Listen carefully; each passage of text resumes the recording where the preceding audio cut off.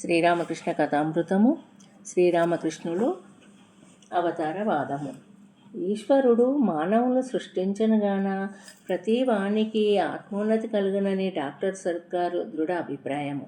ఒక మనిషి కన్నా ఇంకొక మనిషి గొప్పయని ఆయన ఒప్పుకొనడు. అనగా సృష్టిలోనందరూ సమానమే, హెచ్చుతగ్గులు లేవు.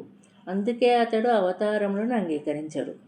డాక్టర్ ఇన్ఫైనైట్ ప్రోగ్రెస్ కానిచో నైదారేండ్లు బ్రతికినేమి ప్రయోజనము, ఉరివేసుకున్న మేలు. ఒక మనుష్యుని పట్టుకొని అవతారమని చెప్పుటాచి, అవతారమేమిటి, అందులో ఏమి గొప్పదనము, అందరి వలె మలమూత్రములు విసర్జించు అని ఒక కాళ్ళకు రొక్కుటా చి, కానీ reception of God is light, దీనిని అంగీకరించదను. ఈశ్వర జ్యోతి మానవులలో ప్రకాశించుటను అంగీకరింతును.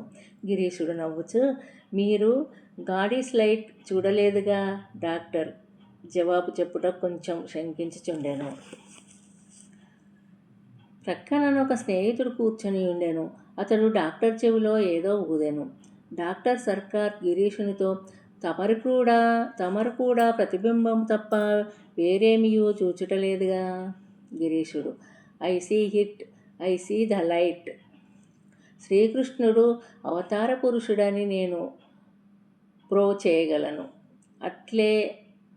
అట్లు చేయలేకపోతే నా నాలుక కోసి ఇక్కడ పెడతాను అన్నాడు గిరీష్ మహారాజ్. జై శ్రీరామకృష్ణ.